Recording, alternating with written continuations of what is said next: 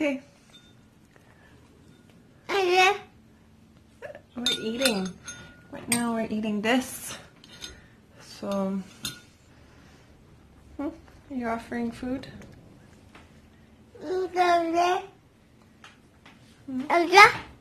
She's having, we have a smoothie, had some avocado and a flata, I guess it's called.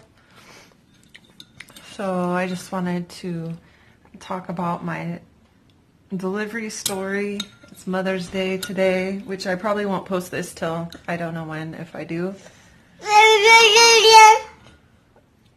But yeah, so this is my little one. This is Mirabella. She's eating right now, so you might hear her, making sounds. But yeah, so she's a year and a half right now, and basically I got pregnant with her back in February of 2016, and that's when I was like, wow, my whole life's going to basically change because you have a kid. That's what happens. And yeah, so in November, that's when I was due. And I kept thinking to myself, I wanted a natural labor and delivery because I thought I've worked out a lot. I thought I'd be able to do that. Well, but she was breech. So they said I have Kaiser, and they said that's mandatory that in the position she was in, I would have to have her. Basically, her being in breech position made it so that I had to have a C-section unless she turned over. And so that's pretty much what it's like. I asked them what are the other options. They said there's a ECV, I think it's extraversion rotation. And yeah, so I looked up the risks, and there were a lot of risks to do that. So because of the risks, I didn't want her to have that risk of, I think there's it's like a small risk, but it's a big risk. It's a small risk of percentage wise, but the risk is like they die or something somehow. So it was something we really were thinking not to try. And then we met some people that were they did it and they were perfectly fine, and I talked to some more people, watched some videos, and I thought, okay, well, I'll go in and I'll consider it.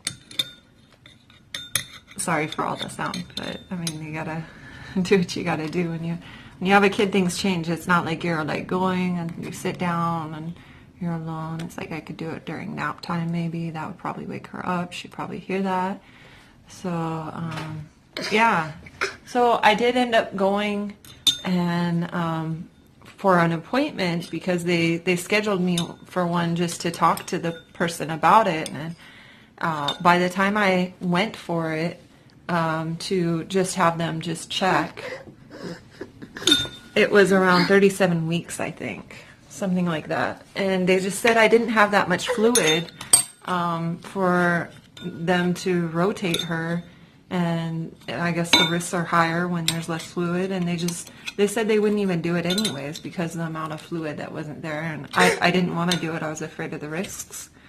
So the doctor kept on telling me to schedule the C-section, and I wanted her to grow as much as she was going to grow, because if you do it in a natural way, you're waiting until they want to come out, usually, I think. So I was like, okay, I'll just wait and wait, but I didn't want her to come out if it's obviously there was risks to her being breached. So then it was about 40 weeks, that's when I basically right before 40 weeks, that's when I scheduled for the C-section.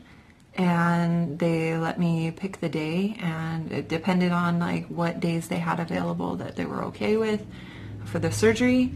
And that's what it is. It's a surgery. It's not like it's they just come out or something. No, it's a surgery, and people can get C-sections for various reasons. They could have a C-section for emergency reasons. They could have it for just, sometimes it's like I went to all the classes thinking, oh, maybe I'll have like a natural birth, but I didn't. That's okay. But yeah, it's like sometimes you might be thinking you'll have a natural birth, but you never know. And anyways, so I never had any major surgeries before that. She's like looking. And so I wasn't sure what to expect. And I looked up online, like videos on YouTube mostly, and I watched like so many videos on both natural and C-section deliveries. And especially C-section, when I knew, okay, it doesn't seem like she's rotating, and they kept on checking, and she just didn't rotate. So I scheduled it, and then they had to draw my blood. I think it's like 24 hours or something like that. They have to have the blood sample. They knew what kind of blood I had, but there's a potential, there's a possibility that they might have to do a blood transfusion because, it's a surgery. They're cutting open, So they have to cut through several layers, which is something I was like kind of afraid of, but it's just part of it, and as long as you have somebody who knows what they're doing, then you're fine. I was like so afraid of like all these different things I read online, and I tried to ask for like a person who'd been doing it for a long time, and they didn't have too much option. They didn't have too many options to choose. So yeah, I went with the person who I ended up getting, and there was somebody who had done. They do a lot of these C-section surgeries. That's like their main thing they do where I went. So they gave me a bag, and they gave me instructions. I had to take a shower. I think they told me don't use shampoo. I don't know if they told me like no soap, or no, it probably was okay to use soap, but they said like before the surgery, they said like no soap or no lotion, and they gave me this antibacterial wipes. I had to like wipe down my whole body. It's for like before the surgery. They told me not to shave, and they have like a whole list of instructions of like what's okay, what's not. They told me not to eat after a certain time. So I think it was, I don't know if it was like 12 or stop eating at 8 and then stop drinking water at 12 or whatever it was. My surgery was scheduled for,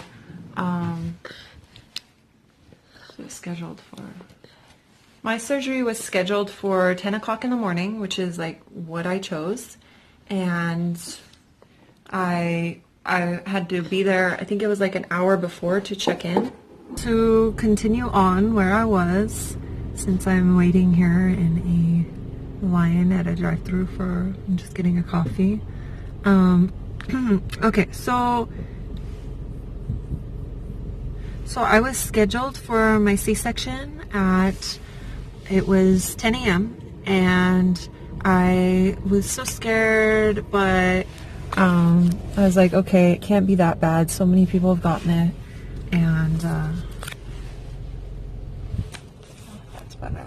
Yeah, so I was scheduled for my C-section at 10 a.m. and then they brought me into, they call it the theater room. That's what they call it.